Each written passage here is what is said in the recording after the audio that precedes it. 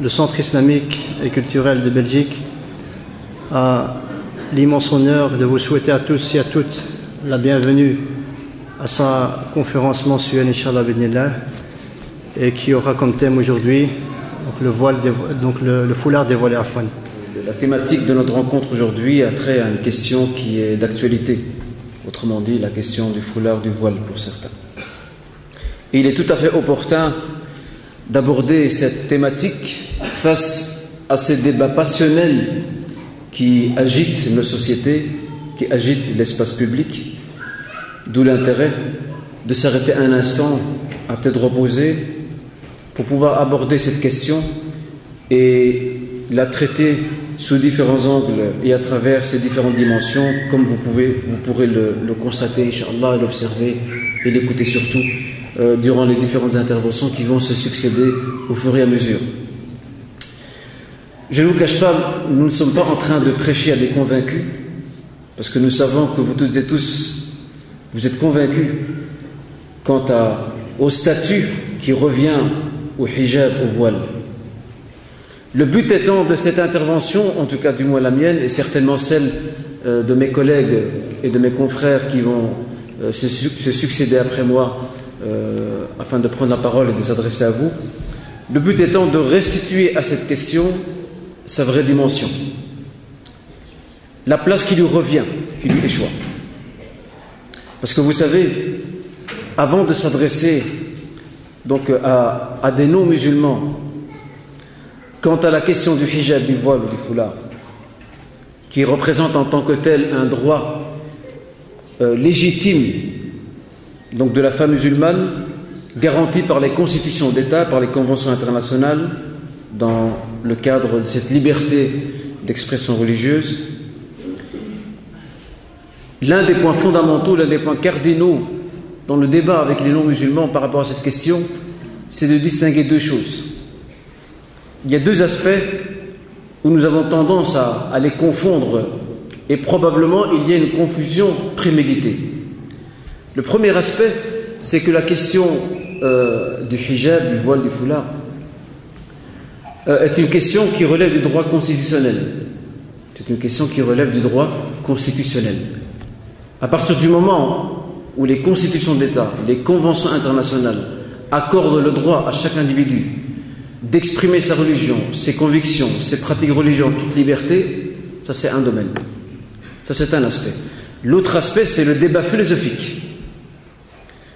Le débat philosophique, là chacun a son opinion. Tu es pour le voile, tu es contre le voile. C'est une autre dimension. Aujourd'hui, on confond les deux. On confond un droit donc légitime, constitutionnel, et un débat philosophique. On doit séparer ces deux sphères-là.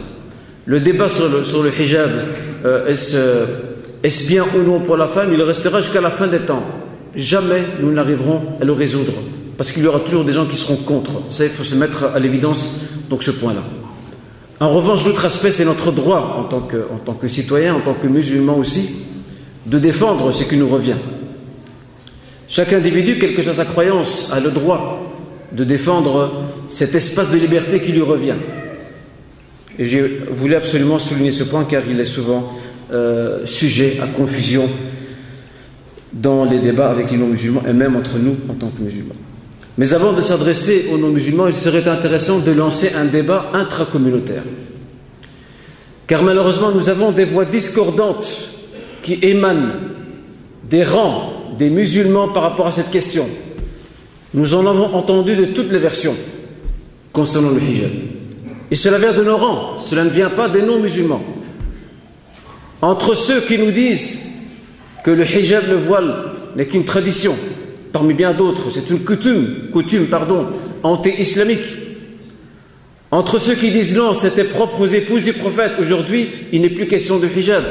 Entre ceux encore qui nous disent qu'il est tout simplement recommandé, ou encore, le comble dans toute l'histoire, ceux qui disent que tout simplement il n'existe pas.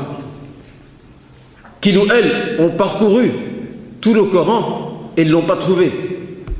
Alors je pose la question, parlons-nous du même Coran? Parlons-nous du même Coran? Ne serait-il pas plus sage d'apporter une correction à ce propos qui est de dire « J'ai parcouru tout le Coran, je n'ai pas trouvé de traces.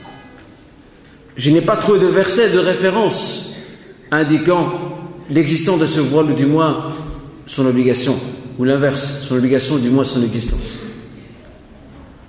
À la limite, la personne devrait nous dire « J'ai lu un essai de traduction. » Peut-être, c'est possible que dans un essai de traduction, le terme voile n'ait pas été mentionné, c'est possible, bien que ce soit fort peu probable, parce que la plupart des traductions ou des essais de traduction que nous avons pu parcourir, nous retrouvons le terme voile hijab.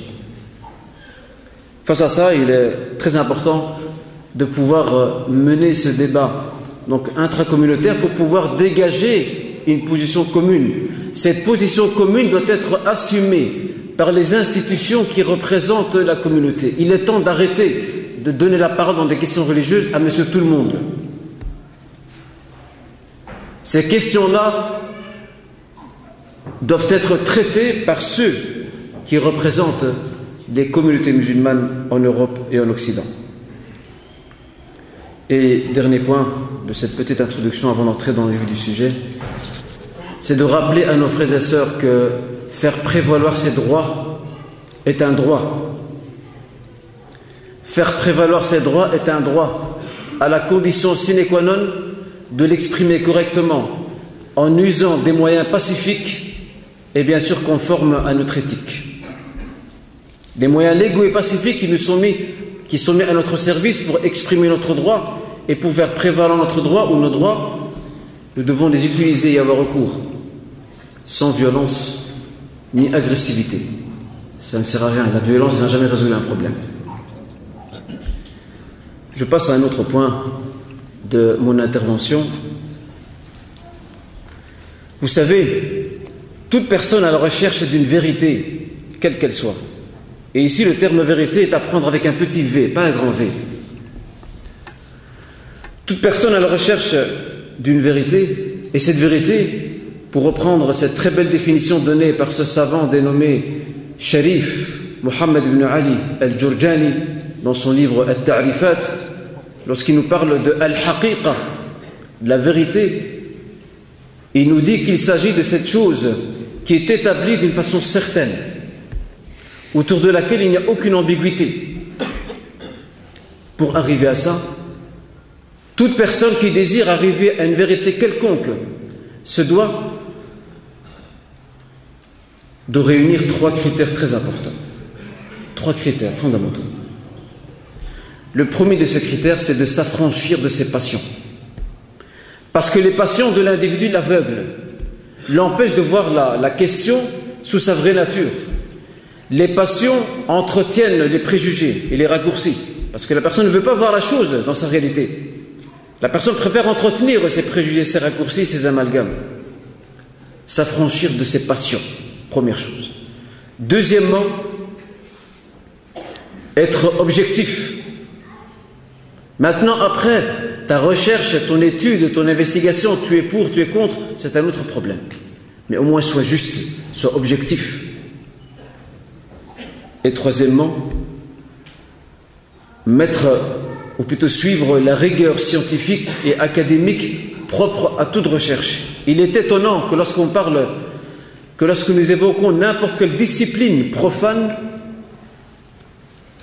quelle que soit sa nature, nous respectons les règles de recherche, d'analyse, d'investigation inhérentes à cette discipline. Sauf, hormis et excepté lorsqu'il s'agit de l'islam. On est prêt à accepter n'importe quelle rumeur. On est prêt à outrepasser n'importe quelle règle, sachant que cette question du hijab, dont nous allons citer les références très bientôt, Inch'Allah, est démontrée que cette question, que cette donnée, que cet énoncé s'inscrit dans un éventail beaucoup plus large d'un système que l'islam a mis en place, et vous allez comprendre très bientôt de quoi il s'agit. Donc suivre les règles d'investigation, de recherche, et bien sûr avoir un minimum de compétences pour pouvoir y arriver. Car ici, tous les coups ne sont pas permis. Ce n'est pas parce que tu n'es pas d'accord avec le hijab, avec le voile, que tu dois te permettre de mentir ou d'imputer une fausse vérité à l'islam par rapport à ça, ou de l'interpréter à ta manière. Tu as le devoir en tant que personne affranchie de ses passions, objectif et impartial, de respecter et de te conformer aux règles de recherche scientifique, académique, d'analyse et d'investigation qui revient. Si ceci est compris, sachez que la question du hijab des voiles se rattache à deux fondements. Il y a deux fondements. Le premier est un fondement lié au credo, al-aqida. Et avec ce fondement, lorsque nous, en tant que musulmans, nous nous rappelons que celui qui a institué al-hijab, le voile, le foulard, c'est Allah Azza wa Jal, c'est Dieu. Ce ne sont pas les hommes. Il faut arrêter de nous marteler nos têtes et nos oreilles avec cette idée ridicule de dire que le voile est une soumission de la femme à l'homme. Celui qui a institué le hijab, ce n'est pas l'homme. C'est Allah Azza wa Jal. C'est lié à la croyance et l'aqida. C'est un article de notre foi de croire d'une façon ferme et sans faille, dure comme du fer, que c'est Allah subhanahu wa ta'ala, c'est Dieu qui a institué. Allah Azza wa Jal, parmi ses attributs, il est le sage, al-hakim. Il est al-alim, l'omniscient, celui qui est bien avisé quant aux affaires de ses serviteurs. Il sait ce qu'ils ont besoin. Il sait ce qui est bon pour eux et ce qui ne l'est pas. C'est un fondement très important. Et malheureusement, dans la plupart des débats entre nous en tant que musulmans, et même avec les non-musulmans quelquefois, on ne fait pas allusion à cette notion, à ce fondement de transcendance par rapport au divin, par rapport au Créateur. Ensuite, l'autre fondement, c'est ce qu'on appelle al-asl al-shar'i, le fondement jurisprudentiel. Car le hijab, le voile ou le foulard, ça dépend comment chacun veut l'appeler. Ce hijab, ce voile, ce foulard, s'inscrit dans une série de dispositions prises par l'islam dans le cadre d'un système social et éthique qui cherche à organiser la vie en société et même entre les genres ici, les hommes et les femmes. Que chacun sache ce qui lui revient, que chacun connaisse ses responsabilités, que chacun soit conscient de ses devoirs et avant tout de ses droits et de ses devoirs. Et ces préceptes et jurisprudentiels sont nombreux et ce sont eux qui érigent et bâtissent la vie en société et surtout le système social et éthique établi par l'islam. Ainsi donc, lorsque nous débattons de la question du hijab, nous ne devons en aucun cas perdre de vue ces deux fondements. Rappelez-vous bien de ces deux fondements, s'il vous plaît. Le premier, c'est un fondement lié au credo à la foi. Ce n'est pas l'homme qui a institué le hijab, le voile. C'est le Créateur, le Seigneur des mondes, le Créateur des cieux et de la terre, celui à qui tout appartient, le sage, l'omniscient, le bien avisé, c'est lui. Et deuxièmement, le deuxième fondement, c'est qu'il s'agit ici d'un fondement jurisprudentiel qui est appelé à organiser la vie en société. C'est pour cette raison que al-hijab, le voile ou le foulard, s'inscrit dans ce système social et éthique mis en place par l'islam. Et pour cette raison, c'est une erreur, ou il est une erreur fatale et capitale de tirer le voile de son contexte, de ses finalités établies par la charia, par la loi de l'islam, qui est de préserver une série de principes tels que la dignité, tels que l'honneur, tels que l'intégrité physique et morale de la personne. Al-hijab, le voile, le foulard, il faut le mettre dans ce cadre-là. Si tu retires la pièce du puzzle, eh bien ton puzzle est manquant, tu ne le comprends pas. Et c'est souvent là que se situe le problème dans le débat, même entre nous malheureusement en tant que musulmans par rapport à cette question. Vous savez, avant de vous parler de l'obligation du hijab, il serait intéressant de faire un petit détour historique pour que vous preniez conscience et que nous prenions conscience que al-hijab, le voile, le foulard, n'est pas une chose inventée par l'islam. L'islam, en tant que message universel, en tant que dernier message révélé par Dieu aux hommes, n'est pas le seul à avoir parlé du hijab. On a tendance à réserver cette question exclusivement à l'islam et aux musulmans, à en faire un point spécifique, une caractéristique spécifique de l'islam. Eh bien non. Le voile, le foulard, le hijab représente l'un des dénominateurs communs à tous les messages célestes, al-rasa'il al-samawiyya, tous les messages célestes qui ont été suscités par le biais de ces prophètes et messagers. Tous ces messages, sans exception, s'accordent quant à l'institution du hijab, du voile, du foulard, sans exception. Parce qu'il faut savoir que tous les messages divins s'accordent sur une série de fondements, de principes. Ce sont les mêmes pour tous. Je vais vous les citer très rapidement. L'unicité d'Allah Azza wa Jal, de Dieu. Le retour vers lui pour un jugement. Bien sûr, l'existence du paradis et de l'enfer d'office. L'interdiction de tout ce qui peut être nocif et impur pour l'individu. L'alcool, le vin, al-khamr, le porc, al-khinzir. L'interdiction, la prohibition de certains actes immoraux. La fornication, le zina. Interdit dans tous les messages divins, sans exception.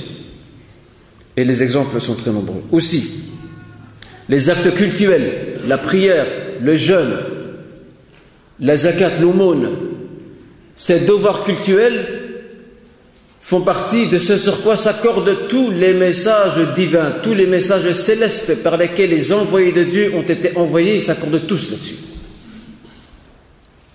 Tous les prophètes et messagers ont enseigné à leur communauté la prière, le jeûne, la zakat, l'aumône. Les détails, le comment, différaient d'une époque à une autre, d'une communauté à une autre, mais le fondement était le même pour tout le monde. Aussi l'appel à s'imprégner du meilleur des comportements, de la bonne conduite, et s'écarter de ces mauvaises conduites, de ces pratiques ou de ces comportements déviants qui nuisent à la société et au bon vivre ensemble. Parmi les bonnes qualités, al-sitr, le fait de dire la vérité, al-aman, respecter son engagement et le dépôt qu'on nous a confié. Parmi les actes répréhensibles que tous les messages ont condamnés, le mensonge, la trahison, l'hypocrisie, la triche, etc. Et cinquièmement, parmi les points ou parmi les dénominateurs communs, et je l'ai indiqué il y a quelques instants, parmi les dénominateurs communs entre tous les messages divins sans exception, il y a le hijab, le foulard, le voile, tous. Tous les prophètes et messagers ont enseigné, ont transmis cet enseignement. Alors, permettez-moi ici de ne prendre que deux exemples propres aux gens du livre, pour vous démontrer qu'effectivement, ce n'est pas une pratique que les musulmans ont inventée. Je vous renvoie, mes honorables frères et sœurs, à l'Ancien Testament, dans ce qu'on appelle le Pentateuque, qui est l'équivalent de la Torah, qui est la Torah donc elle-même d'ailleurs. Dans le chapitre 24, versets 64 et 65, regardez ce qu'il est dit. Rebecca leva aussi les yeux, vit Isaac, Ishaq, sauta à bas du chameau et dit au serviteur: qui est cet homme dans la campagne qui vient à notre rencontre? Le serviteur répondit: c'est mon Seigneur, autrement dit mon maître. Alors, elle, donc Rebecca, en arabe on l'appelle Rifqa, Rebecca, elle prit son voile et se couvrit. Regardez, elle prit son voile et se couvrit. L'Ancien Testament.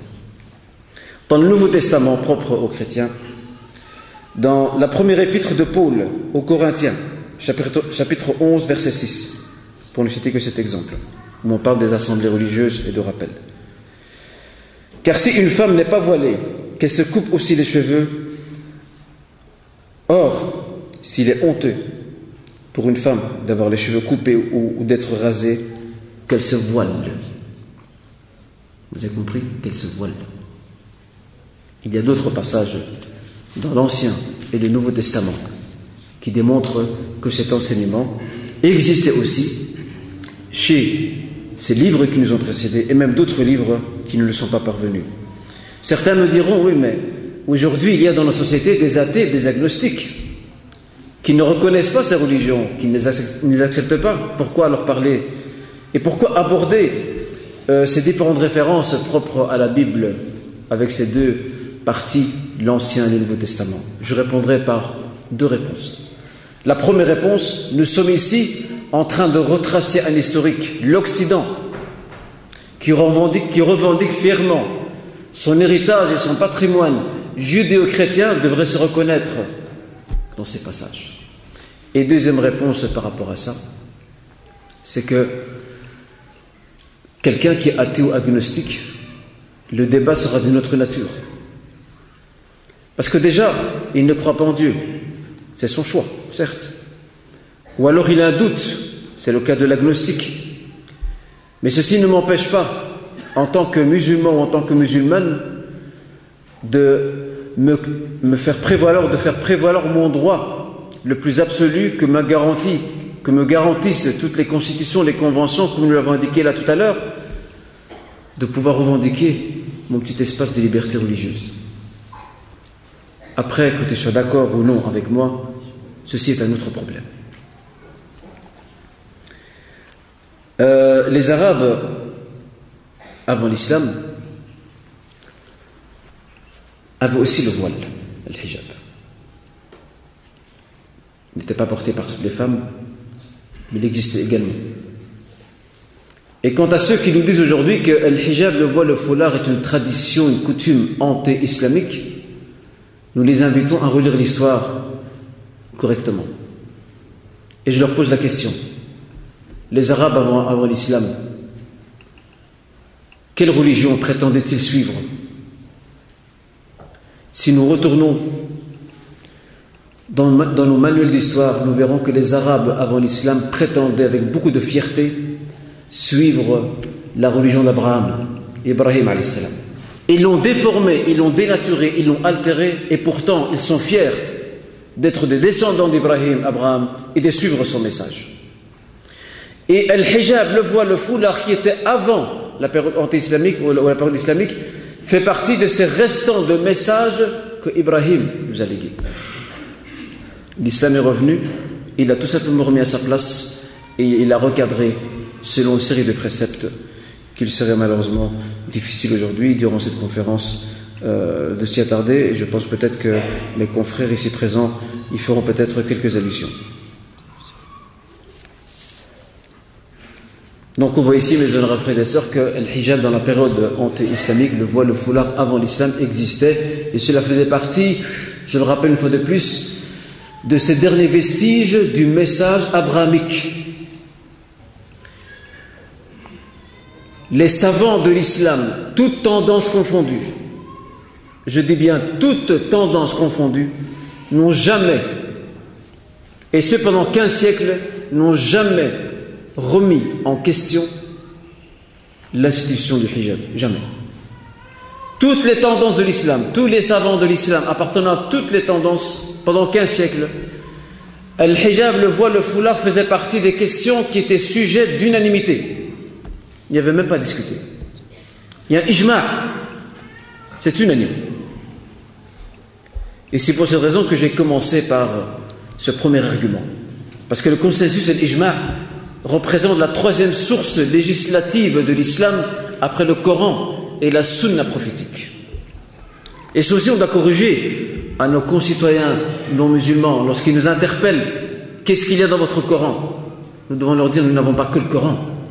Nous avons le Coran, nous avons la sunna aussi à côté, qui est la traduction pratique, des enseignements qu'il y a dans le Coran. Et nous avons aussi le consensus et l'ijma' des savants par rapport à ça.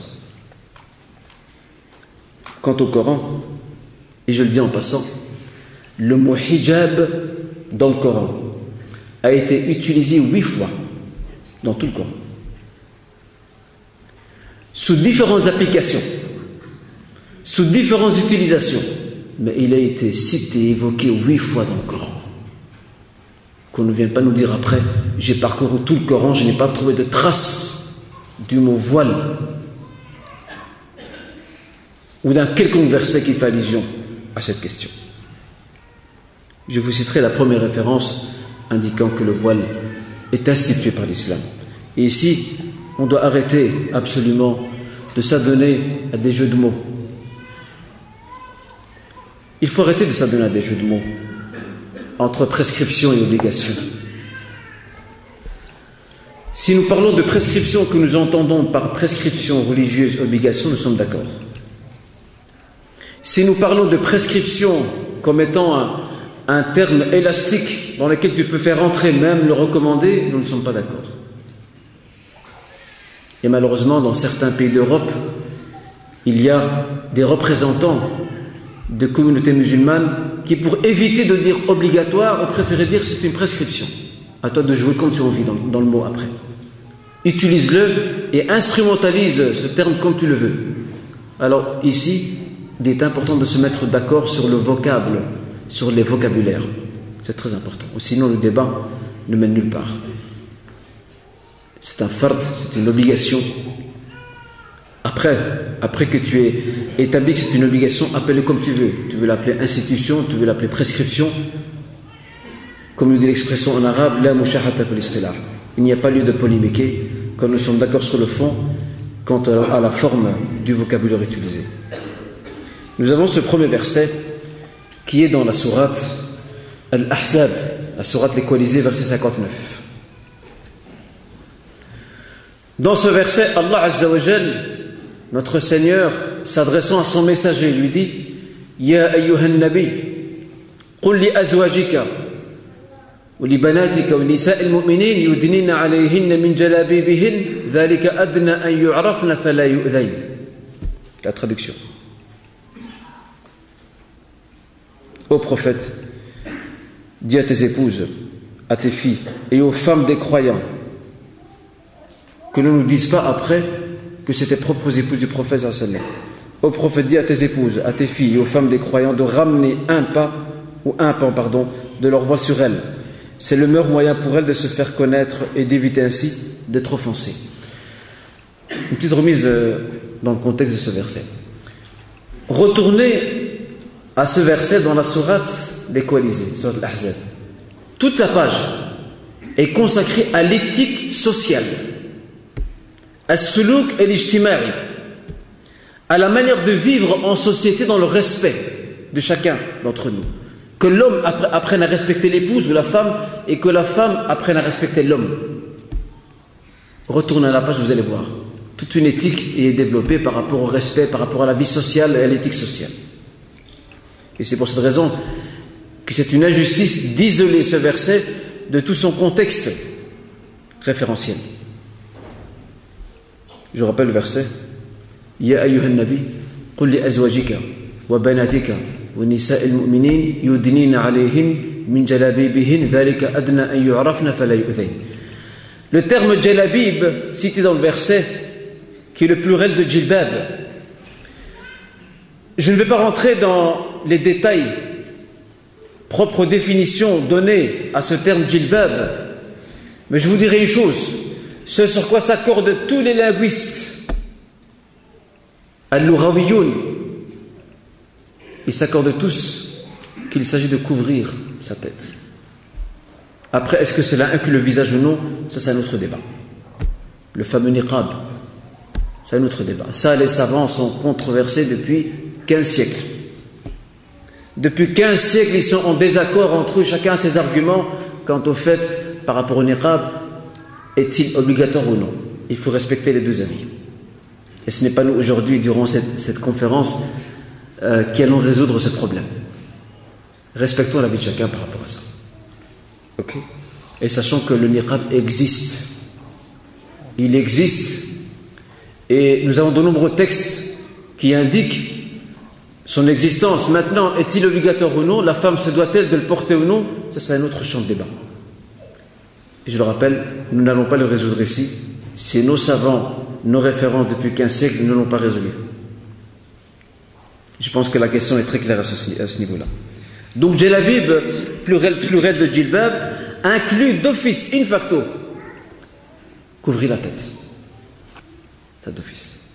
Alors, le jeu de mots auquel ça donne certains intellectuels, certains pseudo-spécialistes de l'islam, qui disent non, ce voile ne part pas de couvrir, il parle de rabattre.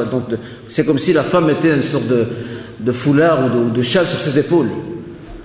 C'est normal. Si tu te contentes de la traduction, c'est normal que tu vas arriver à ce résultat. On t'invite à retourner aux sources, apprends la langue arabe avant tout, et si tu l'as appris, respecte les 3 critères qu'on t'a cités là tout à l'heure, se libérer de ses passions, l'impartialité et respecter les règles de recherche scientifique et académique pour arriver à un résultat. Et après, fais ton enquête et tu verras de quoi il s'agit, de quoi il revient lorsque nous parlons de djilbab dans cette question-ci. L'autre verset, c'est le verset 31 de la sourate La Lumière, sourate An-Nur.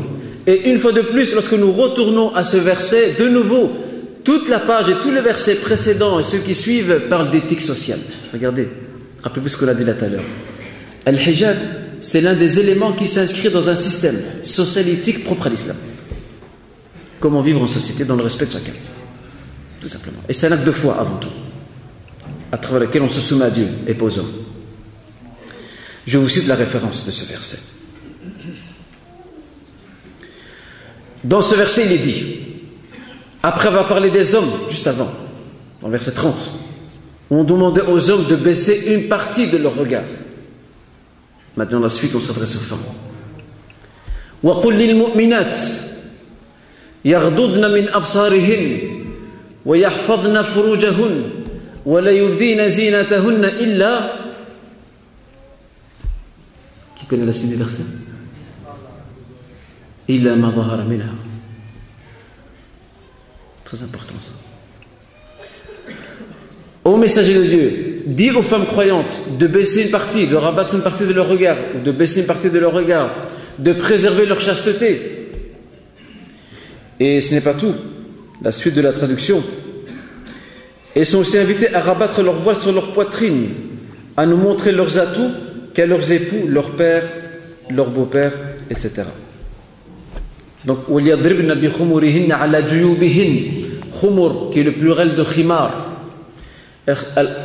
Al-khimar, lorsque vous retournez à la définition donnée par les linguistes et aussi par les mufassirin, les exégètes, vous tournez malgré toutes leurs petites controverses sur des petits détails, de nouveau cela retourne à la même racine. Al-khimar, c'est ce qui couvre dans la langue arabe. C'est pour ça que l'alcool on l'a appelé al-khamr en arabe, parce que al-khamr ma khamar al-aql, parce qu'il couvre la raison, il rend l'individu irresponsable. Et al-khimar ici, c'est ce qui couvre la tête. Alors après ça, mes honorables frères et sœurs, quelqu'un oserait-il dire que nous n'avons pas trouvé dans le Coran la moindre indication, la moindre allusion quant à l'institution du hijab du voile? Si quelqu'un ose dire ça, eh bien nous ne pouvons que nous étonner, et une fois de plus nous étonner. Allons dans la tradition prophétique. Asma bint Umays, comme il est rapporté par Abu Daoud après Aïcha radiyallahu anha. Elle vient voir le prophète sallam et le prophète lui enseigne un enseignement très important. Il lui fait part d'un enseignement très important. Il lui dit Inna al-mar'ata idha balagat al-mahid lam yasluh an yura minha illa hadha wa hadha wa ashara ila wajhihi wa kaffayhi. Le prophète dit à cette femme Asma, comme le relate Aïcha dans Abu Daoud, et c'est un hadith authentique. C'est une tradition authentique, attestée par les spécialistes du hadith. Que dit le prophète lorsqu'il vit Asma? Il lui dit lorsque la femme ou la jeune femme atteint l'âge de la puberté, on ne peut voir d'elle que ça et ça, et il visa de son doigt, de sa main, son visage et ses deux mains.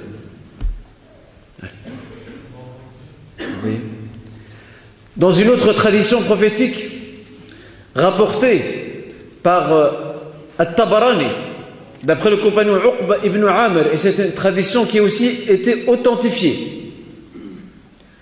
Ce compagnon Uqba ibn Amr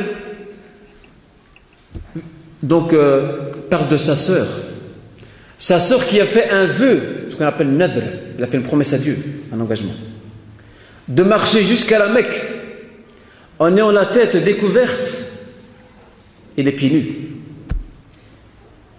Et cette femme, le prophète l'a observée. Et il a dit à ses compagnons, et à Uqba, le frère de cette femme, en lui disant « Man sha'nuha » Qui lui arrive-t-il à cette femme? Alors lui, cette femme a pris un engagement devant Dieu, un nadr, une promesse devant Dieu, d'aller à la Mecque, aller faire un pèlerinage, en ayant la tête découverte et les pieds nus. Regardez la réponse du prophète sallallahu alayhi wa sallam.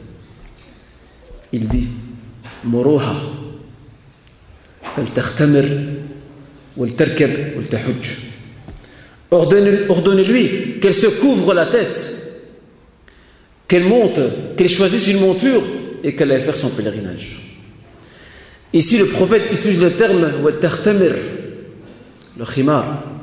Et dans une autre narration de cette même tradition, il est précisé waltughatti sha'raha, qu'elle couvre ses cheveux.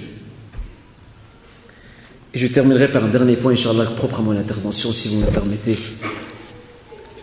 Il y a aussi un consensus pratique des femmes musulmanes depuis l'époque du prophète Muhammad sallallahu alayhi wa sallam jusqu'au XIVe siècle de l'Hégire, ce qui équivaut au XXe siècle de l'ère chrétienne. Durant toute cette période, al-hijab, le voile, le foulard, n'a jamais fait l'objet de la moindre remise en question. Jamais. Parcourez toute l'histoire de l'islam. Je défie quelqu'un qui m'apporte un savant dans l'histoire de l'islam qui a dit non, le voile c'est pas obligatoire, on peut s'en passer. Aucun n'a dit ça. Le premier incident dans la Ummah en terre d'islam va se produire en Égypte en 1919. Lorsqu'un groupe de femmes, et ici à l'ombre du colonisateur anglais, les Anglais avaient colonisé, avaient occupé d'une façon coloniale l'Égypte. Dans la ville de Ismaïliya, un groupe de femmes est venu pour manifester contre l'occupation anglaise. Et ces femmes sont venues manifester devant la caserne des soldats. Et qu'est-ce qu'elles ont fait? Et selon certains historiens, même contemporains, ils disent ce qu'elles ont fait est la preuve que c'était calculé, c'était voulu. Ces femmes, d'un coup, brusquement, elles ont toutes retiré leur voile. Elles l'ont jeté par terre, elles ont versé dessus du pétrole ou de l'essence, si vous voulez, et l'ont brûlé. Certains historiens se disent, mais si elles sont contre l'occupant, quel est le lien entre le hijab et l'occupant? Qu'est-ce que ça va? C'est quoi cette bêtise humaine? Tu retires ton voile, tu le brûles devant l'occupant. Au contraire, l'occupant anglais était le premier à encourager les femmes à le retirer. C'est comme si on comprend de ce message que ces femmes sont venues dire aux Anglais, partez et laissez-nous retirer notre voile. Mais les Anglais ne se sont jamais opposés à ce que vous le retirez. Au contraire, ils ont toujours encouragé les femmes à le retirer. Et le colonisateur en terre d'islam, c'est ce qu'il a fait. Parmi ses missions, ses objectifs, c'est de dépersonnaliser les musulmans. C'est de leur ôter leur identité. Et les livres d'histoire, je n'invente rien. Les livres d'histoire sont là pour le prouver. Au point que l'un d'entre eux, c'est un grand homme d'État français, a dit un jour, notre mission à nous est de propager la civilisation. Vous avez compris? Et de propager la civilisation. C'est une manière de dire que ces peuples vers lesquels nous allons et dont nous allons coloniser leurs terres, ce sont des gens qui n'ont pas de civilisation, qui n'ont pas d'histoire. C'était le premier incident qui va donner suite à une série d'incidents qui vont se produire de génération en génération jusqu'à aujourd'hui. Et aujourd'hui, au contraire, on observe, c'est par ça que je termine, Inch'Allah, on observe partout dans le monde, et je dis, gloire à notre Seigneur. Alhamdulillah, nous observons un retour de beaucoup de nos jeunes à leur foi. Nous observons un retour de beaucoup de nos sœurs musulmanes, de nos sœurs de foi qui reviennent au hijab, qui reviennent à leur foulard, à leur voile, avec fierté et dignité. Et souvent, ces sœurs-là sont exclues du débat. On prend des cas isolés, donc de jeunes filles à qui à la maison on a imposé le voile, on a réprimé ces gestes, et on fait de ces cas isolés une généralité. Rappelez-vous ce qu'on a dit là tout à l'heure, les passions font que nous recherchons les moindres exemples, aussi extrêmes soient-ils. Parce qu'on veut entretenir un préjugé, on veut le maintenir. Alors vous voyez ici, mes honorables frères et sœurs, j'ai voulu à travers mon intervention vous démontrer que al-hijab, le voile, le foulard, a été institué par Dieu. Il fait partie des enseignements de l'islam. C'est un acte de foi et il s'inscrit dans un éventail beaucoup plus large, propre à un système social et éthique que l'islam a mis en place. Et le hijab n'est pas une mode. La femme qui porte le hijab, elle obéit à son Seigneur avant tout, primo. Secondo, elle doit le faire accompagner, certainement, mes confrères vont en parler, elle doit le faire accompagner de toute l'éthique et la pudeur qui s'imposent. Et ça, pour ne pas prendre une partie de l'intervention de mes frères, je voudrais m'arrêter ici, Inch'Allah. Barakallahu fikum, jazakum Allah khairan, assalamu alaikum wa rahmatullah.